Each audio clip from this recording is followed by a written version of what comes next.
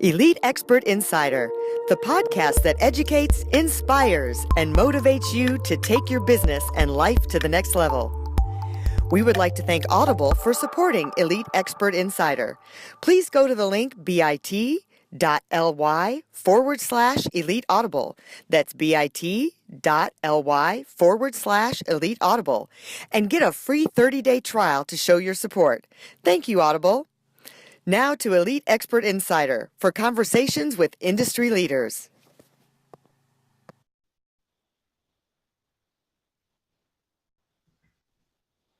Hi, I'm Melanie Johnson. Thanks for joining our podcast today. We want to remind you to subscribe to us and share us.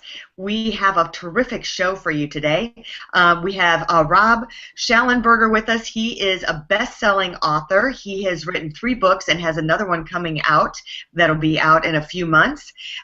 He was in the Air Force. He has really high standards. He is a great leader. He's been on a mission. He's a missionary. He has a book out about how to be a leader and have successful tools. He's going to give us some of those tips and tricks today, and he's also going to share with us how he wrote his book and became an author. He has just a tremendous story to share with us, and we're excited to have you here today, Robert. Thanks so much for joining us. Hey, well, it's fun to be with you, Melanie and Jen, and I feel like I'm the one on the outside here. I'm just watching both of you, so I'm sorry I can't be on the video, but actually I think it's much better for your listeners that they look at you two rather than having to look at my face. I don't know about that. Well, you look really good in blue. I just have you in blue right here. So we know you're. We have one podcast called Hot Chicks Write Hot Books, and we invite hot guys too. So we're gonna just put you in that hot guy category, and it's just a mystery. Well, I have a good neighbor who will fit that category then. That's great. Well, listen, you have had such an interesting background.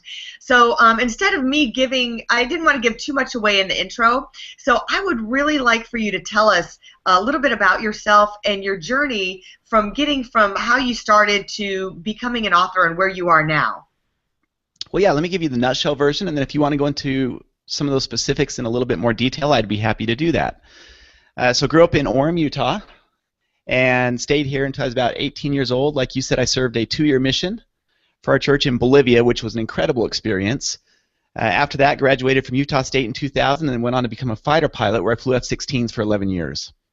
And just had phenomenal experiences doing that, living all over the world, flying at 50,000 feet over the Gulf of Mexico, 1.4 times the speed of sound, where you can actually see the curvature of the earth. So it's just some amazing experiences doing that. Well, Robert, I have to tell you, not everybody can do that. I mean, it takes a special person to be able to have the confidence and courage to be able to do that, and the wherewithal to do that. Yeah, the body acclimates. First few times I got sick and used my little throw-up bag, but after the body acclimates. It's almost with anything. You can push yourself, and sometimes you just have to go through the throw-up mode to get to the other side. That's right. That's exactly right. And then after that, my last year in the Air Force, had the chance to work with Air Force One, so traveled all over the world with Air Force One as an advance agent, working with the White House staff, Foreign Embassy, Secret Service. And then shifted out of the Air Force about 5 years ago, moved back to Utah, and with my father, we started a company called Becoming Your Best Global Leadership, and it's helping people become great leaders to get great results in their homes, in their businesses, how to motivate and give the tools to their teams to help them succeed. And really, we identified 12 things that set apart great leaders from everyone else. And so that's the genesis of my background. And if you want to go into detail in any of those areas, I'd be happy to do that. But it's been a great journey, and I should say what I feel has been, the greatest accomplishment is just simply being married for 17 years and having 4 kids. Yeah, that's definitely a great accomplishment for sure. For sure. Well, I really love the title of your book, the 12 Principles of Highly Successful Leaders. I like that subtitle, Becoming Your Best. I think that's a great title. So tell us more about your journey on with the book and when you wanted, when you started. How did you know you wanted to write a book? Yeah, and I'm kind of curious how you took your expertise and experiences from Air Force One and being that fighter pilot and going on those mission trips and compiled all that into learning the knowledge to be a leader. Well, do you mind if I share a story with you? Let me go back before that. Sure. Because there probably are a handful of people who start out early on at 5 years old and say, I want to be an author, I want to write this book. But almost everyone who I know who's actually done that didn't come with that approach. It maybe happened in a roundabout way, something they didn't expect to have happen, and they ended up writing a book. So for me, when I was in high school, it was kind of a tough time. When I was 16, 17 years old in that transition, it was one of those times in life where I'm trying to figure out, what is it I want to do? What does Rob want to do with his life? And just to give you an idea of where it was at, I started out my first term of my junior year with a 2.1 GPA. The second term was 1.8. Third term was 1.6, and my fourth term came in at a whopping 0.6 GPA, which you actually have to work to get a 0.6 GPA. You have to work at doing nothing. You have to work at doing. We sure had a lot of fun though, but I was really at a point where I'm trying to figure out life. I knew that things were not going well, that it was going south, and then that summer I worked at a water park as their garbage guy. So my job was to walk around and pick up trash. And I specifically remember one hot sunny day, I'm walking along and there was this half-eaten hot dog sitting on the ground. So I reached down, pick it up, and throw it in the bag, and get ketchup and mustard all over my arms. And something snapped or changed inside of me at that point. I'm thinking, you know what? Is this what I want to be doing the rest of my life, is picking up garbage and other people's trash? And after that switch, that seed of desire that planted in me something that wasn't there before, I started asking the question, Rob, what is it that you want to do then? What is your vision? And that's when I developed the vision to be a fighter pilot in the Air Force. And everything changed. Once you have a clear, compelling vision, it changes everything. So then I started developing the plan. Well, how am I going to make that a reality? What are some things and steps that I need to take to become a fighter pilot? Well, one, have to graduate from high school. So that had to change. Two, you have to go to college and have a pretty high GPA because you're going to be competing with some very sharp people from across the nation, other cadets. So I went from D's and F's to straight A's. Graduated from high school, went on to graduate cum laude from college and get an MBA. I had a very clear plan. All those bombs that have freshmen and sophomores that are crashing and burning, you give them hope. Well, I know what it's like. But what changed it was a clear vision. That inspired me. And so, you start to think about and ask, what gets you excited? What gets you passionate about something that would cause you to get up in the morning and say, I'm excited to face this day? Well, for 8 years, that's what I had, and it became a very crystal clear direction for me. Really, it was two things: serve a mission and become a fighter pilot. And that guided the next 8 years with no wavering, no question, very determined and focused on that. Well, after that, I got into the fighter pilot world and had some incredible experiences. But I want you to think about your life for just a second. And listeners, think about your life. See if you've gone through something like I went through. After flying and achieving that dream and being in the world of the Air Force for about 5 to 6 years, it was still an incredible experience. But the excitement of it started to wear off a little bit. And so what had once been my vision was no longer getting me excited and passionate to get up in the morning. So I started asking the question, well, what else is there? And that's where the genesis really started happening of this company that I formed with my dad, that we did together, and where it's grown to. And we have an outstanding team. But that started happening in my mind about 5 years into the Air Force, no longer being happy or being totally fulfilled by doing that. Mm-hmm. Now, where does this come into being an author and writing these books? Well, you get all this experience in the fighter pilot world about planning and execution. I mean, that became our world. And you think about your life and how you want to accomplish something. Well, what is your plan to accomplish it? Because action without planning tends to be wishful thinking. Yeah, that's a very true statement. And so what is our plan to accomplish it? Well, in the fighter pilot world, we always had a clear vision, a specific objective or goal, and then a plan to accomplish that. We flew to it, we briefed, and we debriefed to that plan.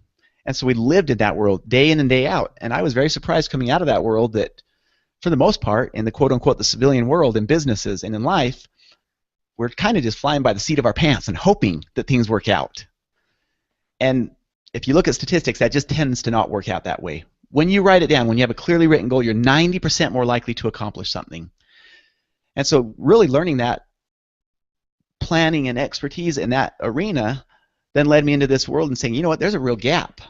There's a real gap for this, and what difference would it make in a marriage if you could have a plan together? What difference would it make with your team if you had a clear vision and a plan?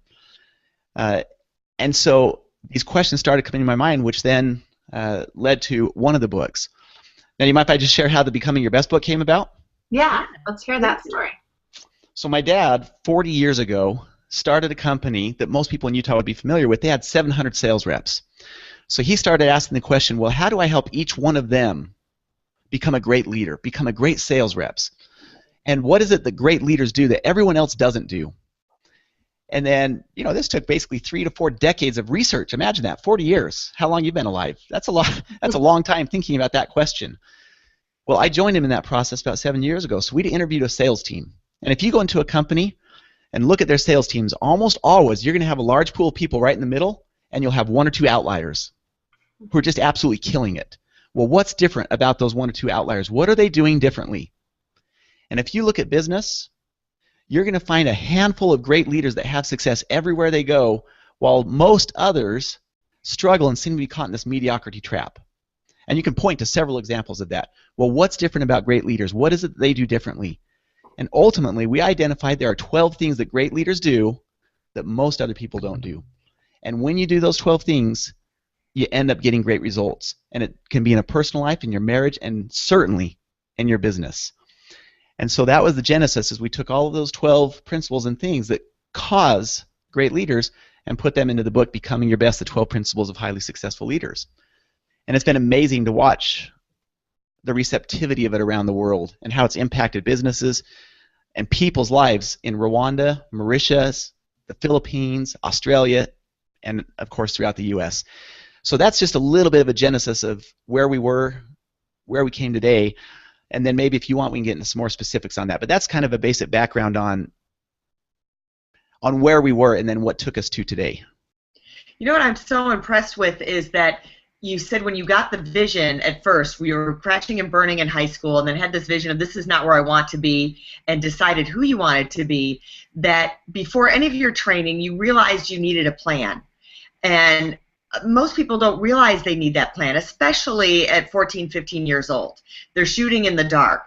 And you came up with this plan of how to get into the Air Force, what it needed to take, and then getting into the Air Force, that's really how they execute everything, is having the vision and having the plan, and it really fine-tuned those skills for you. It seemed like you just took that to a whole nother level. And so many people in life, I noticed that you were saying you felt like you had outgrown where you were, the Air Force, and it wasn't as exciting to you. And that happens to so many people in different aspects of their life, whether it's in a marriage, a relationship, a job. So I like how you say, can you take those skills and vision of deciding where you are and maybe you're not happy with it, how do you create, what are some steps of creating a plan for somebody and coming up with a vision for yourself if you're complacent where you are? Okay, let me go back and clarify one thing you said. If I said I didn't mean to, and that is I didn't mean to say that I outgrew the Air Force, because there are some incredible people there. It's just simply, it wasn't fueling my passion any longer at that point. Right. So I certainly don't mean to imply that I outgrew it, because there are some incredible people there. But it just simply wasn't driving that fire inside of me anymore. To answer your question, number one, come up with a vision that gets you excited. So I was in Canada speaking to a group of 300 entrepreneurs about 3 weeks ago. I'm sitting down with a doctor for breakfast, and we're talking about this. He's a very successful doctor. He owns a sleep clinic. And I asked him, what's your vision? He said, yeah, I don't have one right now. I love being a doctor. I love the sleep clinic, and all that's great, but I just don't have this something inside of me. And so I asked him, what are some things that you want to accomplish? Just tell me about, what do you see yourself doing over the next 10 to 20 years that would get you excited? So he started talking about these different things, and then he came on writing a book. And his eyes lit up. He said, I really want to write this book. I've just been passionate about history and this and that. I'd really love to do this. And I said, Joe, pause. You just found your vision. I could see your eyes light up. You got excited about it. Now, does that mean you have to stop working in your clinic? No. Does that mean you have to stop being a doctor and running your business? Of course not. That can still be part of your passion. But what gets you excited? When you started talking about writing a book. That now can become your driving vision. Yeah. Not setting the other stuff aside, but something that gives you a direction and a course. So once you have a vision that gets you excited, write it down, put it in a place where you see it often. It should define you. Number two, develop a very specific goal. And this is hard for most executives. It's hard for most people. It's a real skill set that is developed, but it can be learned and it can be developed. So what is your objective? Is it to write a book, or is it to write a book for mothers trying to raise teenage children and finish the book by December 30th, 2016. You got to be Two really very different clear. goals. Putting a deadline on it. Exactly Yes, who make your you goals are, why you're specific. doing it, and a target date. So making your goals specific, measurable, the SMART acronym, achievable, relevant, and time specific. So having a clearly articulated goal. Now that's not the plan. That's simply the objective or the goal. And this is what we would do as a fighter pilot. What's the vision? Rescue the downed pilot. What's our objective? Keep all air threats inactive between 1600 and 1630 Zulu. Great, that's a clear objective. What's the plan? Here's how we're going to do it. And then same thing for our listeners. What's your vision? What's your objective or goal? And then what's your plan? Specifically, who will do what by when? And when you have it written out, I already said that you're 90% more likely to accomplish something. And here's the irony. Only 10% of people have clearly written goals. 3% of people have a plan attached to their goals. So it's a formula for success that I see over and over. I'm training the Dallas Cowboys right now as part of our company, Becoming Your Best. Wow. And they've asked for a year-long training throughout 2016 and some coaching for their president COO. One of the things we just did, set up a vision, helped all of their senior leaders develop goals around their key performance indicators, and then what's their plans to accomplish those goals in quarter 1, quarter 2, quarter 3, quarter 4. And he said, I've seen managers come alive that I've never seen do the things that they're doing now. I mean, they're just on fire. Their employees love being around them. They're so excited. Well, what changed? Those are 3 of the 12 principles of highly successful leaders, is that you lead with vision and you manage with a plan, and then you prioritize your time down week in and week out, focusing on what matters most. So that's a start. I love it. Love what you said about that was that people are getting excited, and the reason they're there is because they have someone like you to help them. So many people try and do it in a bubble, and if you have a coach, a mentor, someone like you that comes in with their company and helps them, signs up for regular coaching, that it keeps you on task with that and keeps you motivated and keeps the vision clear and makes you set those hardline goals. Yeah, absolutely. Do you mind if I come back to a question that you asked earlier, and one that I've been thinking about, and it's one that I actually hear a lot. Joe, when I was eating breakfast with him, he's like, when do I write it? How do I know if I should write a book or not? Do you mind if I answer that question? Oh, yeah, that's a great question. You alluded to it earlier, but I want to come back to that. I'd say, listen to the voice inside of you. Not everyone has to write a book. You don't have to write a book. But if you feel something inside of you that is compelling you and driving you towards wanting to, then do it. So listen to that little voice inside of you. And sometimes you don't know why you're doing it. Maybe it's for you. Maybe it's for your kids. Maybe it's for the world. So who knows? But if you feel something inside of you prompting you to write it, write it. We live in an age where anyone who wants to write a book can write a book. It didn't used to be that way. There used to be huge barriers to entry. Now there's not. It's actually very simple to do it. It's just a process. But number one, I'd say... We help people do that because sometimes they have fear. I don't know how to do it. How do I get from point A to point B? How do I get it published? And it seems so complicated, and so it stops them in their tracks. Well, that's right. So, for example, 6 or 7 years ago, I never thought that I'd be writing a book. I knew that my dad's book was already well on its way, and that was going to be a great success, and it has. It's been a national bestseller on USA Today, Washington Post. It was #1 in Barnes & Noble throughout all their bookstores across the United States, and companies are using it around the world. I knew that was on its way, but I didn't expect that I'd be writing a book. And then I started thinking, you know what? I had this tough experience in high school, and there are kids struggling through high school all over America. And so I thought, what's something that could help them? And see, that all of a sudden, that little voice inside said, why don't you put something together? So How to Succeed in High School, 30 fast tips that every parent and high school student needs to know. It's designed for them. It's simple, quick little tips. And I self-published it, so it was easy. It wasn't that hard to do. And these are little action items that anybody can use. And if it could help one high school student, wonderful, then it's made a difference, and it was worth doing it. Do you mind if I share one more thought with you on that? Yeah, please do. So, regardless of what religion you are, that doesn't matter. I'm a member of the Church of Jesus Christ of Latter-day Saints, also known as Mormons. And as I mentioned, I served a 2-year mission. Well, there are 80,000 missionaries that go out every year. These are between the ages of 19 and 25, so pretty young men and young women, really, if you look at it. Many times right out of high school. They go out there for 2 years. They don't date. They don't watch TV. There's no schooling. It's very focused on serving others and sharing the gospel. Now, when you come back, you're expected to jump back right into real life. go to college, date. Hey, you've been in a structured environment, now you're on your own. It's kind of like good luck. Right. And it's a tough transition for a lot of people. And you think, on average, 40,000 missionaries coming home every year and having to get back into a quote-unquote a normal life. Mm-hmm. And that's been a real struggle for some people, and it's a hard transition to make. Mm-hmm. And so I just had this feeling about a year and a half, 2 years ago, why don't you write a book that would help missionaries in that transition? And so I wrote a book very specifically niche focused towards LDS returning missionaries, and it's called Return and Succeed. And it's to help return missionaries make that transition from the mission back into their normal life. Mm-hmm. But see, it's that little voice inside. When you feel it and when you hear it, you should follow it and act on that. And again, maybe the book's just for you. There are 3 books that I wrote who only my family has and only my close friends. They're just personal thoughts and personal ideas.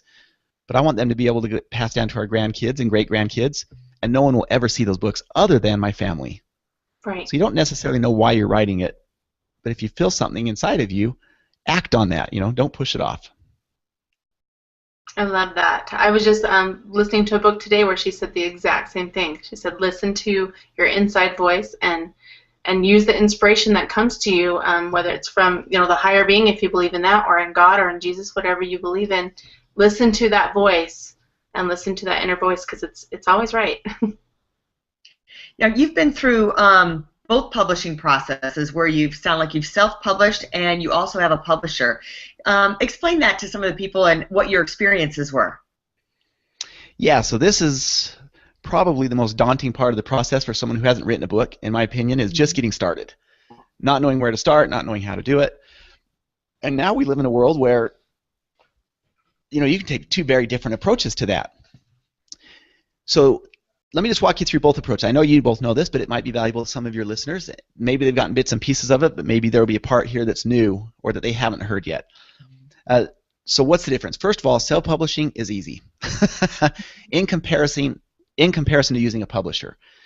To use a publisher is a long, arduous process, and there's a huge barrier to entry right now. So let me just start on the self-publishing side. What are we talking about here? First of all, writing a book.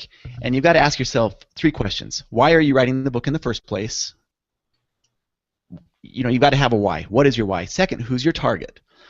And you might say everyone. Becoming your best, the 12 Principles of Highly Successful Leaders, anyone can read that and have an incredible experience. We've had people say it saved their marriages. Okay, well, that's wonderful. That's not who the target was for. So in the beginning, we'd say, who's the target? Well, everyone. Well, that certainly is true, but you've got to figure out who is your target. So, for example, moms trying to balance being a mom and their work, or a specific exercise program and eating lifestyle for those over 30 years old. Now you're getting into a very specific niche.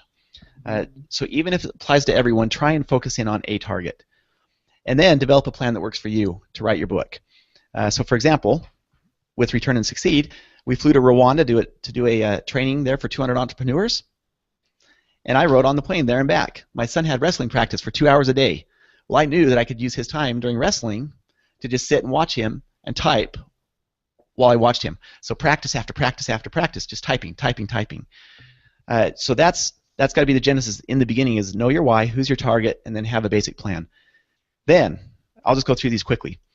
Get an editor. You can go to Upwork.com, hire a 5-star editor. There are a lot of other ways to do it as well. But that's a simple way to find some great editors. But I always search and filter for 5-star editors. You may want to developmental edit first, which helps give you the direction in your book. And then you'll certainly need someone or want someone to help you proof edit and a typeset. Get a graphic designer. You can use the same place or other resources. Upwork.com, again, is just a sharing. Are you familiar with Upwork? Yeah, we've used it before. So it's just one place of many that you can have designers from around the world apply to help you. And then once you have done that, once you've had the book proof edited, typeset, and you've selected a graphic designer to help you with the cover, you're almost basically done. Then you can use CreateSpace, CreateSpace.com. You can upload it onto Amazon, and your book is available. It's kind of a blessing and a curse. It's a blessing in that anyone can write a book, and it's a curse in that anyone can write a book. Yeah. Because it's almost, if you look now, there's almost just a saturation of books out there, which doesn't mean you shouldn't write a book. It just means that why are you writing the book? Again, it can be for you, for someone else, your family. Now, if you're going to go the publisher route, that's a totally different process. You talk about being disrupted versus disruptive. Mm-hmm. That is an industry that is being disrupted right now. They are very much on their heels because of Amazon. Right. They're in chaos. It's disorganized. It's a tough place right now for them. And so they're very selective about what type of books they're going to take on. And what are they looking for is you really first have to have an audience that you can sell your book to. Either your name's got to be Bill Clinton, Mm-hmm. it's got to be George Bush, or you've got to have an awesome audience that already follows you that you could sell to, and you've got to show them that. In other words, they're not going to be your marketer. So Right. don't expect the publishing company to market your book. You market your book, basically. And if you fit in that category where you say, you know what, I have an audience. I have a large group of people who I could sell and market my book to, great. Then you are a candidate for a publisher if you want to do that. But you need to know going into that process, it's long, it's arduous, you kind of lose control of your content a little bit. Mm-hmm. But the one advantage that you do get with a publisher is distribution. So if you think that your book could end up in airports and bookstores, then that's where they have an advantage, is they can help with distribution. It goes beyond just Amazon. Right. So if that's the route you want to go, you need to get an agent. And an agent will help you. So for example, we use Dupree Miller. She's the agent for Joel Osteen, Stephen Covey, and many others. Dr. Phil. The agent is just like in sports. The agent's going to go try and get you a contract at a different NFL franchise or NBA franchise. They're going to shop your book around to different publishers, and then ultimately, hopefully, you're going to get an offer from a publisher. Now, what is the publisher going to be looking for? This is why it's a long, arduous process. Mm-hmm. You've got to write a book proposal. The book proposal is going to be about 70-plus pages. Yeah. Many times, you don't have to write the whole book. You just write the first couple chapters and then a very brief summary of what the remaining chapters would look like. Your agent will help you with the book proposal, but be prepared for a lot of hours of work in that book proposal. And then once you have that book proposal, that's what they're going to shop to the different publishers. In our case, McGraw-Hill made us an offer, and we took that offer. From the time that the publisher makes the offer to you, though, you need to realize it's going to be 9 months to a year before your book comes out. Wow, I don't think I knew that time frame. Yeah, that's a long time. So in the LDS market, Deseret Book and Covenant Communications, from the time they say yes, it's 9 months to a year out right now. McGraw-Hill, Wiley, and others, it's 9 months to a year from the time they say yes, depending on the organization. It could be longer, but that's the cycle and rhythm and how far out they're looking. When you're done with your final edit with them, I mean, what I'm saying, when you're done with your final edit and we say this is the final version, from that point it's about 5 to 6 months from coming out. Wow. So it's a long process. What's the advantage? Distribution. That's the only advantage I can think of. But if someone wants to go that route, you better find someone who's done it before. You need to get someone who has been published by a major author, or excuse me, a major publisher, and ask them the processes, the gotchas. For example, you better have an attorney review the contract that the publisher sends you, because it's heavily weighted in their favor. Yeah.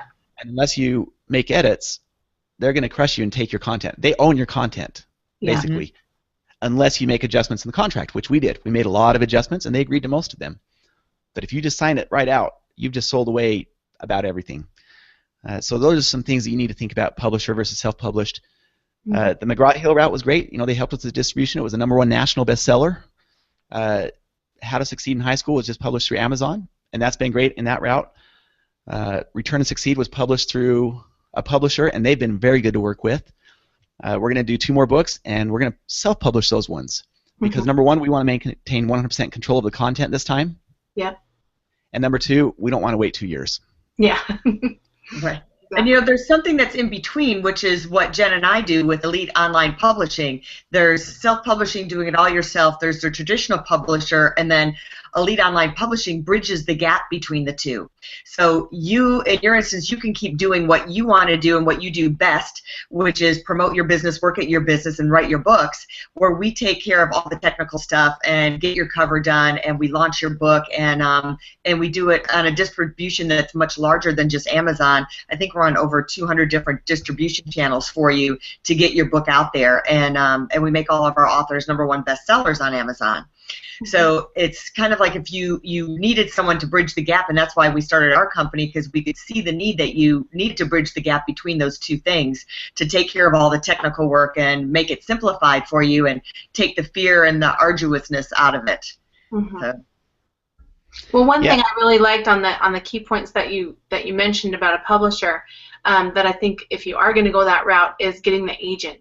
You would never go try out for a football team if you were a great football player without getting a sports agent. So if you're going to go the publisher route, then you definitely need the agent. I think that's a great tip for people to go to an agent who's going to help you get that work done and get your summary and all that stuff finished. And it is a tough process, again, unless you are a reputable, like if you're a CEO of a company with 4,000 employees, you're going to get their attention. Yeah. If you have a large audience, you're going to get their attention. Mm-hmm. But to get an agent's not easy. Now, having said that, don't let anyone ever tell you that it can't be done. Yeah. You can find a way to do it. You can find a way. Jack Canfield, I imagine most of your listeners know his story, so I'm not going to repeat it. But he was told no tens and tens and tens and tens of times, I think more than 100 plus times when it was all said and done, till finally he found a small little publisher who said yes. That small little publisher is now rich because of Chicken Soup for the Soul. Right. But the point is, don't give up just because you get told no. You're going to get told no a lot. If you even venture down this path and you want to think about publishing with a publisher, the word no is going to become very familiar to you. And I love that you've been through both processes and you're choosing to do self-publishing through your company instead of having to wait for that long time frame. So I like that you've chosen the more current way to do it by self-publishing. Well, yeah, I also think the other key thing about the self-publishing that's such a good plus is that you do own all your content, and no one else is going to be making money off of your content. So you own it and you make the money. Yeah, and there are advantages to both. We made a conscious decision with this next book, the 6 Steps to Planning and Execution, how to develop and execute a plan. Mm-hmm. We made a conscious decision to do that mainly based on time frame, and because there's already demand amongst our clients. We've trained organizations all over the world, many of them having hundreds and thousands of employees, Fortune 500 companies and others. So they want to get these books for their employees. They want to get these books for their friends. You've got that distribution channel ready. So we're ready to put it out there, and we don't want to wait the year to 2 years. If you want to roll out a book, to be on New York Times or the Washington Post or USA Today, a publisher is the way to get you to do that. But it is just a long route, and you just have to weigh the pros and cons of which one works for you. And I want to make a good point. I'm going to kind of circle back. We're going to wind things up a little bit. And I love the key points you said about your book is to come up with a vision and make a plan and execute. And people just don't do your goals. Jen and I, Elite Publishing, is coming out with a new planner, daily planner, and in the planner it has 2 different spots for you to say your goals. In the morning, write down what you want and what your big dreams and visions are, and then we have something called Sleeping on Your Dreams. So, and saying again what you want and what's accomplished during the day, and to write your goals down not just once but twice a day. And I think you're so right. It makes such a difference to actually write them down and to look at them every day. Yeah, absolutely. Just keeping it in front of you. It's power focus. If you want a fun little activity, I won't ask you two to do it here, but stand up, put your arms out, and put one leg out in front of you, and close your eyes. And watch what happens is you're going to sit there and struggle around to keep your balance. If you do the exact same thing, but you stare at a point on the wall in front of you, you're going to be laser-like focused on that point. You're going to be balanced. There's not going to be any wavering left or right. And it's the exact same with a written goal. There's huge power in writing it down and keeping it in front of you and seeing it. And yet, it's just amazing that a lot of people don't do that. As soon as you do, however, you see the transformation, and then it's a mindset and a discipline to continue doing it. Yeah, that's awesome. I think that's just great advice. So we want to leave you all with, make sure you do that, come up with your vision, come up with the plan for your vision, and execute it by putting a timeline on it too. Give yourself a deadline. Like Rob said, I think that's so important. So Rob, what would you like to leave us with today, your last thoughts? And we want to know where we can find you, and we're looking forward to buying your books and your new book that's coming out as well. There's a great quote I heard that says, "Never doubt that a small group of thoughtful, committed people can change the world. Indeed, it's the only thing that ever has." And you have listeners all over. I don't know where your listeners are at, but they're scattered all over the place. And that's the beauty of technology, that we can do that. So never doubt the influence of one person or just a small little group of people and the influence they can have literally around the world. We just don't know where our influence will end. And that's the power of a book, is that it allows you to have your voice go out and potentially help someone in some other place that you never dreamt it would end up. We never thought in our wildest dreams that we would be in Rwanda teaching 200 entrepreneurs. That happened because of a book. We met with the president of the country in his version of the Oval Office. We never dreamt that would be happening. It happened because of a book. So never doubt your ability to influence other people, to include the world, and I'm not overstating that. So if you would like to look at some things that could help you as far as being a great leader in your home and your business, how to ignite teams to fuel high performance, and I'm talking about your teenage sons and daughters, I'm talking about your employees, I don't care at what level we're at. Great leaders get great results because they do the things that great leaders do, that most others don't do. So you can visit our website, becomingyourbest.com. If you want to click on the book, you can order it there, invest in it there, or you can go to Amazon, search for Becoming Your Best, the 12 Principles of Highly Successful Leaders. And man, invest in a book. It's always an investment. It's not an expense. And see what impact it can have on your life, and then turn around and replicate and do the same for someone else. Give a copy to someone else, or go write your own book and share that.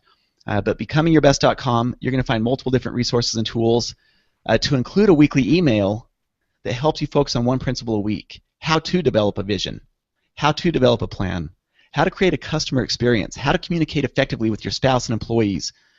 So that's a free service that we provide for our listeners, our clients. Becomingyourbest.com, just put in your first name and email.